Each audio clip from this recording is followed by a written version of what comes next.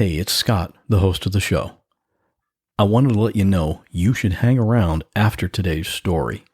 Recently, I met Margot. She's the host of a true crime podcast I had never heard of before called Military Murder, and it's awesome. I'll tell you about that after the show. And I also wanted to let you know the story in today's episode includes a description of a sexual attack on a child. Please listen with discretion. What Was That Like? Contains adult language and content and is not intended for all audiences. Listener discretion is advised.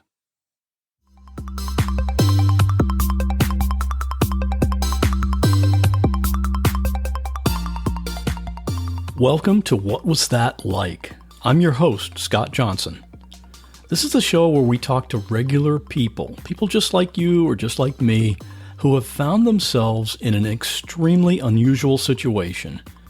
We'll hear their stories and get inside their head because we all want to know, what was that like?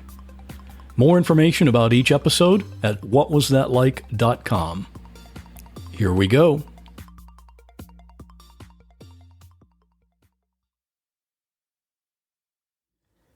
David Tyler lives right here in the Tampa Bay area of Florida. My name is David Tyler. I'm the executive director of Forgotten Angels. A little over 10 years ago, I had the privilege of becoming friends with Mr. James Bain. David is the person who introduced me to James Bain. James was arrested at age 19 as a suspect in a horrible crime, which you'll learn about in a few minutes. He was convicted for that crime and sentenced to prison. He spent 35 years in prison as part of his punishment for that crime. James was released from prison on December 17, 2009, and David figured out how to get in touch with him. I had an opportunity to reach out to him, and I invited him to a Buccaneers game. I realized that he had actually gone into prison about 2 years before the Buccaneers actually even came into existence, and so I invited him to the Atlanta game in January of 2010, and James accepted the invitation. And we had an amazing day. He got to meet Doug Williams from the Washington Redskins. He enjoyed the game. When we were about to separate, I had truly had a wonderful time, and I had asked him if he ever wanted to do anything again to just let me know. And his next words were, "What are you doing tomorrow?"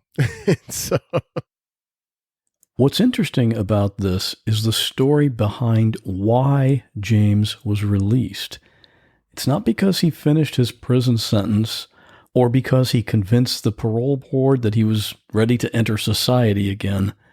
James was released because after he had spent 35 years in prison, DNA evidence cleared him of being connected with the crime. He was innocent. David Tyler recognized that what James needed now was a friend. We just really had a good time getting to know each other, and we've been friends for 10 years now. I had the privilege of being one of the groomsmen when he got married to his beautiful wife. I was privileged to be able to witness many of the first for James, things that we take for granted. His first NFL football game, his first NHL hockey game, his first game of arena football, which didn't even exist when James was incarcerated back in the 70s. David runs Forgotten Angels, which is a home for young men who have aged out of the foster care system and need some guidance for their life. And James Bain helps with that. He comes over to the property where we house 14 boys at Forgotten Angels, has spoken to the young men about their responsibilities as young men and holding themselves accountable for what they do, where they are, who they hang out with, and more importantly, what they believe and where they hope to be in the future. It's kind of hard for me to even wrap my mind around being out of normal society for 35 years. I mean, that was in the mid-1970s. No one had computers, no one had cell phones, Even a lot of televisions being sold then were still just black and white. So you can imagine it was quite a revelation for James when he was released and he saw how the world and technology had changed over 35 years. The very first time I met him on my motorcycle, I had a small MP3 player. And when I arrived at his house, he was outside waiting for me. And when I took my helmet off and removed the earbuds from my ears, he asked me, "What is that?" And of course, I was in the middle of turning off the Nano, and I told him that it was an MP3 player. And of course, he didn't know what that was. And so he had asked me, how many songs did I have on it? And at the time, I only had around 45, 50 songs. And when I told him, he looked at me with this bewildered look. And the first thing that he said was, "How do you get that much tape in there?" David introduced me to James a few months ago. At a small get-together, it was the 10-year anniversary of the day James was released from prison. I asked him if he'd like to come on the podcast and tell his story. I hope you enjoy it. Where were you living when you were 19 years old? When I was 19, I was living in Lake Wales, Florida. I was in 11th grade at the time this occurred. Okay, let's talk about what happened that night. Now, this was on March the 4th, 1974. What was the crime that happened that night? March the 4th, I happened to be down to some friend's house, just having fun because we knew where their mother would be at the time this occurred, because she normally don't come home till 11:30. So we was down there, me and about 5 other guys, just doing our normally routine. Okay, after that ended, so I start walking home to my house, which is about 4 houses down from me.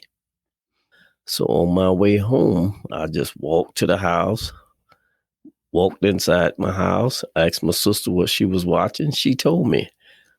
So I just said, yeah. So I laid there on the couch for a few minutes, and then I got on the floor. Once I got on the floor, I went to sleep. And the next thing I know, my sister was waking me up, telling me someone want me at the door. Who want me at the door? I asked her. She said, the police. The police? She said, yes. So I got up. I went to the door.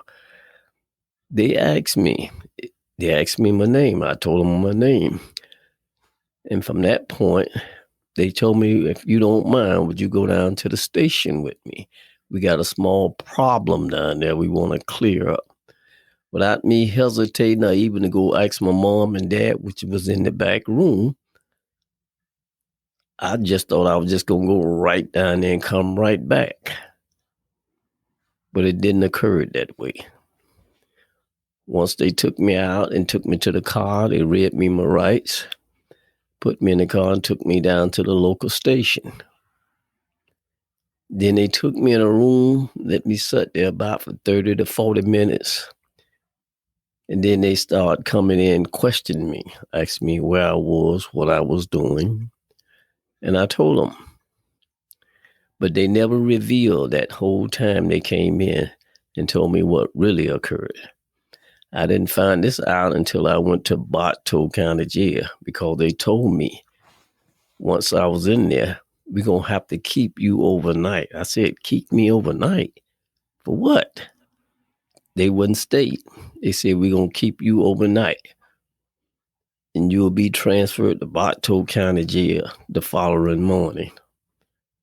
So I stayed there as no other choice. I stayed there, and then they transferred me to Bartow County Jail. Once I went to Bartow County Jail, they put me in another room, and then they came out, and then they started questioning me again. And that's when the case unfolded. So when they took you in that night, you were actually under arrest then? Yeah, I guess I was. They didn't state nothing to me about what was going on until I went to Bartow County Jail. Once I went to Bartow County Jail, and then they told me exactly what had happened. They told me a kid had got raped out on a softball diamond out on the pitcher's mound which is very well known in Lake Wales from around the counties, and other counties come out here and play softball. But he was taken from a house out through Orange Grove, out on the baseball diamond. From that point, clothes was stripped off of him, his pajamas, and the perpetrator told him, if you say my name or try to look at me, I'm going to kill you. And this is what he said during the court. This is what I'm saying now. This is what was said in the courtroom. He said, if you look at me, I'm going to kill you. He was frightened, he was scared, and he did everything he told him to do. So once he took him out on the diamond, he forced his head down on the diamond and told him once again, if you look at me, I will kill you. And from that point, he started tearing his clothes off, which he had on pajamas that night. He tore his pajamas off, tore his boxers off, took his penis out, stuck it in his rectum. And that's when my name came about. He told him, the perpetrator told him, my name is Jimmy Bain. I ride a red motorcycle. And this is all he told him. And he told him once again, after he finished ejaculating off in him, if you look at me, I'm going to kill you. So he stayed there. He stayed in the trial until the perpetrator walked away back into the Orange Grove. And he got up and started coming back home. And on his way home, he come out the Orange Grove back into the streets. And his parents was already out there waiting, which they didn't know he was going to come out at the time. So once he came out, he seen them. They seen him. He walked up to him and told him exactly what took place out on the baseball diamond. They were looking for him already then. Yeah, they was getting ready to look for him with the police. And being that his uncle being the principal at the school at this time, but I knew him from grade school on up. I knew him very well. Actually, we didn't never get along, but he knew me by the name of Jimmy. That's what the perpetrator used during the rape. This is exactly what he said after he found out it wasn't me through DNA. This is what the victim did. He called back to the Innocent Project, sir, and he told them exactly what took place that night. He took upon himself to call them and told them exactly what took place. And this is what he told them. He said, my uncle went back to the school, got a picture of Jimmy Bain, which he stated as well during the rape. The perpetrator had a beard. I did have a beard, true enough, at that age. And he said he was trying to see him, but he could never see him because the way he was pressing his head into the picture's mind. But he stated, his uncle said, Jimmy Bain. That name sounds familiar. So they took him, they went to the police station. He went, the uncle, and that name rung a bell to him. And from my understanding, it's exactly what he did. He went to the school because he's the principal now. And the name rang a bell. He go to the school and get my picture photo at school records and bring it back to the police and set it on the desk in front of him with him and the police and say, is this Jimmy Bain? Apparently at that age, at that time, being frightened, he said, yeah. And that's how I got involved. And as you look back through the years, this case unfolded 2 miles away. And you remember, I'm telling you, I'm walking away from these other people's houses, just as 4 houses down from mine, which was never said during the crime. So that was never brought up during the trial? Never brought up. How long were you in jail before it went to trial? I was in jail 81 days. And during that time, what were you thinking? Like, obviously this is going to get cleared up, right?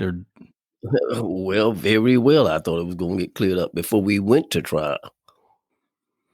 So at this point, you needed to get a lawyer and everything. That's what my mom was doing that process. My mother and father doing that process while I was in the jail. were they able to find a good attorney for you?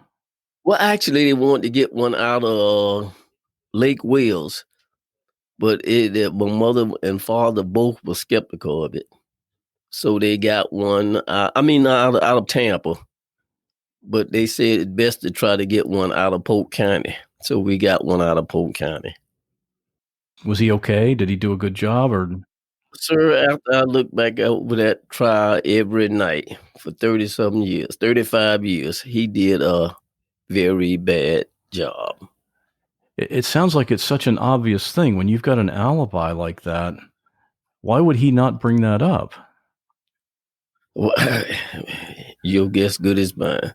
And my mother and them paid him so much money, I don't even know today how much they paid him. They took that to the grave, what they actually paid him.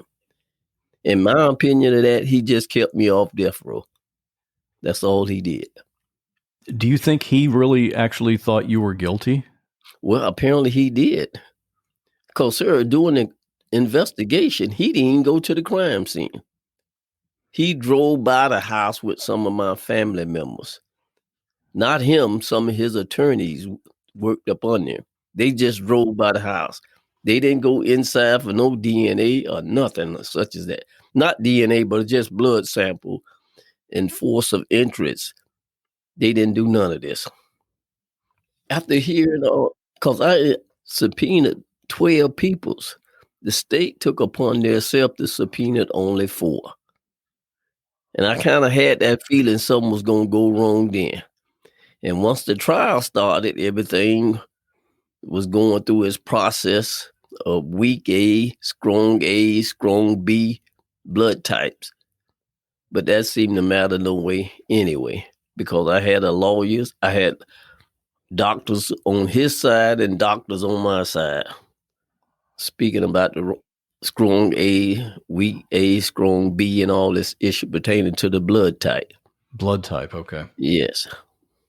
But once they put him on the stand, and sir, they asked him, is the person in this courtroom who did this to you? They asked him to stand up, and once he stood up and pointed at me and told the jurors and everybody in the courtroom that was me who did this to him, I knew from that point then I wouldn't get out of this. I was found guilty by a juror of 5 whites and 1 black. Were you sentenced that day or was it later? Actually, they sentenced me about a month later, I think, sir. About a month later. Everybody came, same as they did in the trial, sir, which, as you see, to no avail. The final sentence I was given was a mandatory quarter. Mean you have to do 25 years before you're eligible to see the parole board. Mandatory quarter with a life sentence. With that, that's no limitation on getting out of prison, for the way the state see it. You could see the parole board after 25 years. Yes, which I did got a chance to see. But that as well, sir, is to no avail. Can you talk about that first day that you went into prison? Oh, sir, that was one of the most horrible experience I can ever go through. It's like being on another planet. That's just how it felt to me. I'm young. I don't know what to do, how to do. I was just snatched off the street and put in this atmosphere. I just did more looking and trying to find a way to fit myself in here. Mainly, I stayed around people I knew because I knew a few people that was at the prison from Lake Wales. And I kind of just hung around them over the period of time for a couple of months and years went by. How did you adapt during those first few months? It took me at least 10 years before I found myself knowing I wasn't going to get out of here. So I must do the best I can to try to keep my health, my sanity, and my dignity in there. It took about 10 years. So it took that long for you to come to that realization that this is real. This is real, correctly. Were you ever attacked in prison? Well, sir, that's one of the first thing you got to do if you could, because in prison, a simple look, a brush, you got to defend yourself. Because you're normally on your own. No, I had so many fights in there, sir. Because to me, that atmosphere through all those years, it's like being on the Serengeti. And on the Serengeti, only the strong survive. Obviously, you had some friends that you made in prison, but yes, you also had some enemies, probably. Oh, yeah, you always got that, sir, because it's a close environment. And main thing about prison system, you probably ain't never comprehend, is tension. It always tension in there. When you got 18-year-old boy telling you what to do, a police, you got to do exactly what he tell you to do. A kid just got a job in the system. Now just try to picture that. He telling you what to do, how to do it. And that's the main thing about that issue there is tension. I can imagine it would be bad enough for the people that are in there that know they should be in there. Yes. But you're there. Did you try to explain to any? I guess it doesn't do any good to try to explain, hey, wait a minute, I'm innocent. I'm not supposed to be here. No, they feel this, your classification office. These people you see twice a year for progress. And they look at your record and try to judge you, see if you got DRs and how you're doing. Is you in program? You're going to school? You're doing your job? It's just a record that they keep through the years. Did you join a gang? Oh, no. I never been in a gang. Never, and I never even dream of getting in a gang. I've heard sometimes people will say, when you go into prison, you got to join a gang or a group so that you can be defended or they can help you. That's so very true now. Since the early 80s, it was a thing now. It's even worse now. But back then, you didn't need to. No. What we call there is a homeboy thing during the eras I was in there. Because if you have a problem with somebody, normally your homeboy going to help you out, in a sense, with your problem. But all the times I got in problem, I try to do it myself. And that way it don't show a sign of weakness. Although I was a very small person. But if you stand up, they'll understand that. I don't mean the police, the inmates. You got to earn their respect. Oh, yeah. Yes, you better earn it. What prisons were you in throughout that time? I was in 6 of them, sir. Okeechobee was the last one I was in before I left. Spent 15 years at Polk. That was the longest I was at one facility. Was that the first one? No, that was the second one. And why do they move you from one prison to another? Well, that's something they've been doing since the early 80s, but now it's very common to do it because they don't want you to get too familiar with staff. And believe me, we can get up on the staff. It don't take long. I'm living proof. You can get up on the staff. What does that mean? Can you explain that? What that means, if I could play you to do anything or to bring me something, I could get you to do anything for me. That's the bottom line. If I could persuade you, that's the key word you're looking for, persuade. And that's going on every day, each day. That's why they have to try to move you around after a certain amount of years. What kind of stuff would the staff bring in? Anything I could talk you into bringing, sir. Like what? What would you want? Anything. But normally it's drugs. When an inmate wants a staff member to bring drugs in, is that so that they can sell that to other inmates or for they can use it themselves? Use it themselves and sell it. How does an inmate pay a staff person to do that? Well, he could do it with a money order or give him his telephone number and have him to send a money order to him. Or get a certain number he could call that the inmate would give him to call. And then they'd wire money over that way. Like a friend on the outside could pay him? Yeah, correct. It always a connection if I could get you to do it. Usually convictions for crimes against a child are especially bad in prison. Very, very, very horrible. Did the other inmates know what you were convicted for? Well, actually, after so many years being in there, I went in with the theory of fighting. So I had to put my life at risk with what we call the jailhouse lawyers. From the moment I got in there, sir, I went to fight. And I met quite a few of them through the years. Because you can't tell them no lie. Because once they start filing your paperwork and some come back that you didn't tell them, you at risk. So you have to be honest with them. Or you could be slack on paying them. You're talking about paying the staff, the guards? No, it's paying the inmate to do your paperwork for you. You give them cigarettes, canteen items, and that kind of stuff.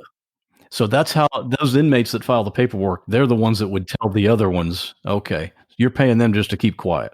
Correct, because they're so busy doing theirs, but they willing to accept that from you or anyone to do your paperwork. Because everybody don't go in there with an education to try to fight their cases. So most of the other people in the prison didn't know what your real charge was then? Well, actually, the guys who did my paperwork, they had to know. I wasn't going to keep it from them. But I had to take the risk, sir. You got to remember, risk always involved here. So you were counting on them not to let that get out?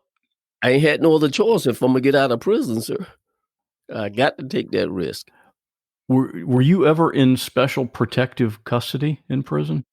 Oh, no, none of that. All that came later in the years. What was it that finally happened that enabled your case to be reopened? Because, like I told you, I've been writing so many writs and throughout the years. Just this one particular writ that I wrote at Okeechobee, where they told me I'll be coming back to the county jail and having my case heard.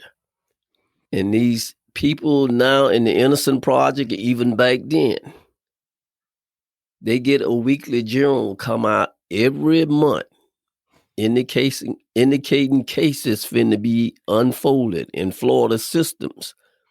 And they look at these weekly journals and see if there's any way that it could help guys with their cases. So when I got in contact with them, the gentleman was going to another country. So he happened to, while he was on his flight, he decided to pull out his weekly journal and look at the cases getting ready to be unfolded this upcoming month. And he seen mine. And he said he looked at it and he said, maybe this guy needs some help. And he stated, as soon as he got to the place he was going, he called back to the Innocent Project in Tallahassee and told them, can they look into my case? After he told my name and my DC number, within 8 months after our first call, I was released. It took them 8 months. There was a change in the law about DNA testing, wasn't there? It was so many things that they was using against me, sir. But it was the DNA that was the deciding factor, though. Oh yeah, that was the deciding factor. But they first have to go. The Innocent Project have to go through the paperwork with the state. That's why they trying to do as much as they can to get them not to do it. But you can't stop somebody outside, and mainly those people who are lawyers. You can't stop them. Because believe it or not, through the years, they was telling me everything in my case was destroyed. You can believe that? All the evidence was destroyed? This is what they was telling me, what these chain gang lawyers writing through the years. All my evidence was destroyed. But soon as they got involved, The Innocence Project. Yeah, as soon as the Innocence Project got involved, less than 2 weeks, they found the boxes in the archive in Botto storage. The boxers that the little boy was wearing that night. That he was wearing, and that the same shorts out the clothing I was wearing. That's just amazing that it was in storage all that time. But they was right about the record. All that is destroyed. But the boxes and the clothing they took that night from both of us was still there, but separated though. That's where they got the DNA out the boxes. That excluded me. So it was somebody else's. Yes. But you got to remember, sir, with this DNA then and now, this is a powerful tool because that could have saved the state a lot of things from an old case that I come to find out that I could have had. And that could have brought the dots together with this DNA. That's what they do with it now. It can either free you or lock you. That's what I mean. Because you can have something that you ain't talking about or don't want to talk about. Because they drill you, sir. They like the military. They're going to ask you every time they call you or come and see you, do you want to take this test? Do you want to take it? But you don't know the obstacles until afterwards. That's what they're trying to tell you. Because they ain't going to tell you directly in your face. You might have something else that this thing could bring up. Because sitting there talking to these people, you could tell them anything to convince them. But I come to find out that DNA going to do one of the two. It's going to lock you or free you. I told them each time they came, I want to take it. Right, because you knew you were innocent from the start. Oh, I know. Yeah, I knew from the beginning. So the Innocence Project was able to get access to DNA testing, and that's what excluded you as the source. Correct. Okay. Correct. So my understanding is that led to a motion to declare you innocent. Oh, yes. And you were released. What day were you? No, I wasn't released even then. After they found me that it wasn't me, and I'm still in the prison system. You know who came and DNA me while I was in the system? The state came. The state came right before I was getting ready to go back to trial. They came about 2 weeks before I was getting ready to go back to trial to have it here. They wanted to test me themselves. They called me up front and told me they want to swab me. They want to test me. They told me everything they wanted to do. I told them, go ahead, take it. So they did their test. And believe it or not, less than about 15 minutes before I was going to go see the judge, they had stipulations put in. But within that 15 minutes, the state came and made the same conclusion that it wasn't me. Because they had in mind of probably putting a monitor on me. That's what the lawyers was telling me. Because they weren't sure in what they was going to do. Until the state came and made their conclusion within 15 minutes before I went out. And that's why the judge told me on my way out, you are cleared of everything. I've seen this video in the courtroom where the judge declared you innocent and you were free from that moment. Oh, yes. Yeah, they stated, lawyers for the DNA stated they're going to try to have me out before Christmas, which they was able to do. Let's listen to what happened in court that day. Just moments before we were scheduled to start, we talked back on with the Florida Department of Law Enforcement, who's been absolutely terrific in expediting the testing of the evidence that was submitted to them. And they have excluded Mr. Bain as the source of the semen on the victim's underwear. And they have found no indication of serological value on the defendant's pants or underwear. And he just not connected with this particular incident. So based on that, the state of Florida, along with the defense, would like to file with the court a joint motion to vacate the judgment and sentence. The state of Florida would also like to file, just to make sure there's no misunderstanding. Notice of null pros in this case we will submit to the court an order vacating the judgment sentence. Have a motion. Gentlemen, is there anything else before I sign the order I need to do? Hearing nothing, I'll go ahead at this time, assuming I've got a pen somewhere, which I do. I am now signing the order, sir. You are a free man. Congratulations.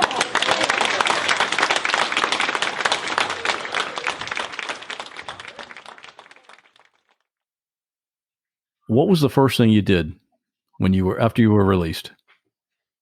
The first thing I wanted to do was to get home to my mother, which my mother was elderly. Health problems, a lot of them throughout the years. That's why she wasn't able to be there at the courthouse the day of my release. But she made a good statement. She watched it all on TV until I got to the house. And how far away was it for her house from the courthouse? Oh, my mother said about 54 miles from Bato to Tampa. About 50-something miles. So she saw it on TV and she knew you were on your way home. Oh, yeah, she knew. She had to be pretty excited about that. Oh, was she? Was she? And I'm sure you were too, obviously. Oh, well, yes, I was. What was your first meal when you got out? Well, my first meal, they brought it in the courtroom, which was chicken and something else they brought. Pizzas. But I didn't care for no pizzas at that time. But that's what they brought in. Wasn't there a soda that you were looking for? Well, actually, the lawyer made a good statement of choices now that I have. He brought a Dr. Pepper and he brought a Mountain Dew. He said, now you got a choice which one you want. But instead, you can have both of them. What did you notice when you got out? What change had happened the most that you could see? Sir, you got to remember when I got out. I mean, I went in 1974. Nixon was just getting ready to be impeached. And they just had landed on the moon prior, 68. You can imagine what done changed in that length of time. So much to say, or you can think of what done changed. Mainly peoples now. It's more people. How do you mean that? It's more people on the planet because medicine done got better, sir, than it was in 1974. Cars done went aerodynamic. Planes, anything, boats, motorcycles, all this kind of stuff done went aerodynamic. So you can imagine me just trying to walk from one end to the next street. I'm scared because all this traffic moving, everybody zooming. Nobody never missed me unless I said something to them. Whoever walking past you or by you, they just going forward. That's all they know. I was scared to even cross the streets without somebody watching for me. So I didn't go very far away from the house, right outside the door and look down the streets. What do you do after you've been in there for so long and now you've got you're out and you're free, you can do whatever you want. Did you have a plan, career, or anything? What did you want to do? No, ain't nobody got no plan coming out of there. You just trying to fit back in. That's why each one of us today get out. It's very, very different. Because ain't no two gonna get out the same. No two. Because that atmosphere there can do a lot of damage to you, sir. A lot of damage. How long did it take you to adapt being outside? Well, sir, it didn't take me no time. I don't know why or how, but it didn't take me no time. Have you had any contact with the victim or his family? After he found out personally that it wasn't me, he took upon himself to call the Innocent Project and told them exactly, once again, what took place that night in that county jail. They were shocked. Have you been able to talk with him at all? No, actually, I told him I would love to talk to him. But believe it or not, sir, you believe this? His father got some kind of thing over him. This gentleman was 47 years old when I got out. And he's still afraid of his father. But him and his father that night that took place, him and his father and mother been separated for many, many years. Now, how can you let somebody still have some kind of hold over you. He didn't tell me directly, but I could tell in his conversation with the people from the Innocent Project. But I told him I would love to meet him face to face. But he said he told them I would love to do it myself, but my father, you 40-something years old. I don't know. Sir. Yeah, he must want to talk to have some things to say to you. I mean, it was his testimony that was the biggest part that sent you away. Correct. I guess he just wanted to clear his conscience. That's why he called. I've heard you say that you're not angry with anyone for all those lost years. Why? How can you not be angry? And sir, because you got to remember, I'm on the surrogate. You know, I never said this to you. I didn't say it to other people's though. But I had in mind of killing people as well myself in there. Or be killed by someone. Because of the tension. There's so much tension, sir. A look, a bump, anything. How can you go through a system even back then without rubbing against somebody or having words with somebody? That's why I told you prior, I done had many, many fights, but I'm thankful that I didn't lose a body part. What I mean by getting stabbed, burnt, gas, any kind of things that show some serious factors on your body. And I give all that thanks to God. That's why I feel the moment I got out of prison, for the first 2 hours being bombarded by the media and my family, couldn't nobody else got me through that but him. That's why I gave all that anger, I gave it away. That's when I became spiritual. Because I couldn't have did this without him. It's almost miraculous to think that you can lose that much time of your life and not have some bitterness about it. No, yeah. I have to be blessed, sir. Because I'm watching people all around me dying. Over a simple look, a bump, a rub, once you find out why they killed this person. What would you say to someone that's in prison right now and they're innocent? What would you say to them, or what advice would you have for that person? They got a better way of doing it now, sir. All they have to do is reach out to these innocent projects around the country. They don't have to go with the chain gang lawyer. They got numbers now. They could go right in the library and get it. But they just have to wait until the cases get heard, because they being bombarded every day by these requests around the globe. Yeah, and there's Innocence Project chapters in every major city. Oh, yeah, everywhere. That's why we do what we do now. Go speak and try to get the world aware of this. So you work with them to promote their cause now. Oh, yes. Believe it or not, I'm one of them. I'm their leader here in Florida. I'm their spokesman. When the rest of the guys done got out, which makes sense, they done went on with their lives, I decided to stay there. This is where I could give back. So you're having a part in getting other innocent people out.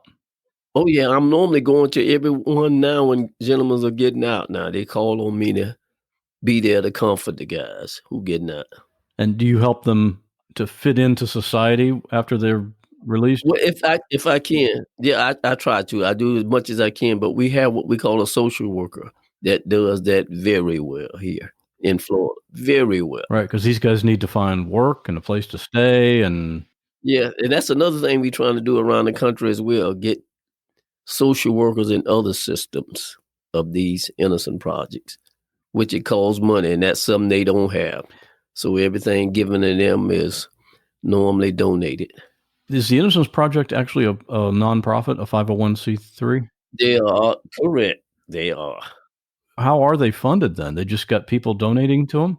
Correct. That's why we speak each and every chance we get, sir. Everywhere we go, we have to try to get somebody to help us, because them DNA tests cost up to $2,000 to $3,000 for one person to take.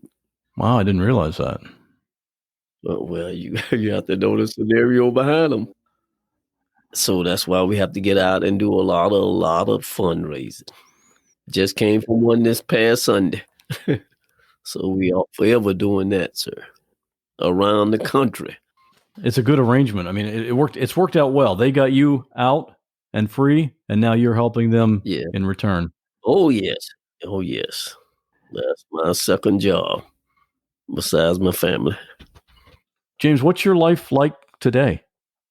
Now that I've been out, I met a lady on my sister's job, which is a VF here in Tampa. They got a big job where my sister been there at least over 30-something years. And they was watching my case unfold by TV. And the company invited me to come and make a tour through the place of business. And on my way there, I got there and I got with my sister, which been there 30-some years. She went me to walk me through the whole building and let me see what they do and what they've been doing. And I got a chance to do all that. But on my way out the building, I met the lady of my life. How did you meet? Well, we just met on the way out. I was on my way out the building and I looked at her. She looked at me and she Hispanic. And so we caught eye. We got a chance to talk, which I couldn't talk, but people in the plant was translating for us. Oh, because she speaks Spanish only? Yeah. She spoke Spanish. She only been in this country 5 years at that time we met. So they had someone personally to translate for me. Matter of fact, 2 sisters, and they so very close to us even today. So they translated for us. I told her I would like to talk to her now. And we got a chance to talk, and I said to her that day we met, we'll see how things go. Now here we is practically going on 9 years from that one conversation when I told her we'll see how things go. And we got married maybe about a year or so later. Yeah, now I have a 7-year-old son, and I also have a 13-year-old daughter, which she was 3 at the time. I'm not the biological father.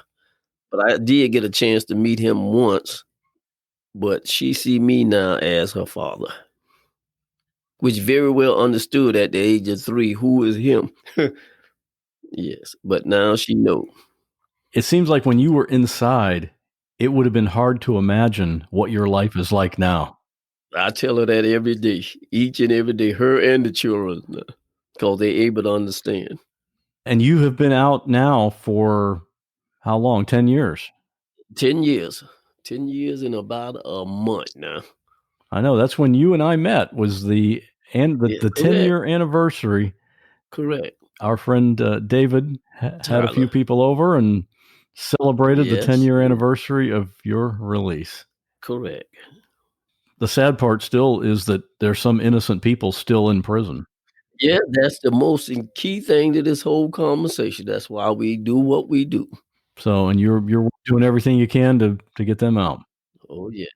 Yes. All right. I'm sad that it happened to you, but your attitude and outlook is incredible. It is not my time, sir. It's his time. Not mine. Couldn't have did it without him. Big thanks to James for coming on here and telling his story. I also want to say thanks to David Tyler for connecting me with James. As I mentioned at the top of the show, David runs Forgotten Angels, and you can check out their work at ForgottenAngelsFlorida.org. And one more thank you to my friend Bruce, a fellow podcaster who connected me with David. I love having this great network of amazing people. And speaking of amazing, you need to listen to my friend Margot. I met Margot just recently at PodFest, a big podcaster conference in Orlando. I told her about my podcast, and she told me about her podcast, and now we're big fans of each other's shows. Hers is a true crime show called Military Murder. I'll let her tell you about that, but seriously, listen to her show and tell me what you think of her style and the way she tells a story. I think she's great. And I'll see you in 2 weeks. Hi, true crime recruits. I am Margot, host of Military Murder, a show where I have combined my love for the military and my love for true crime to bring you military true crime cases.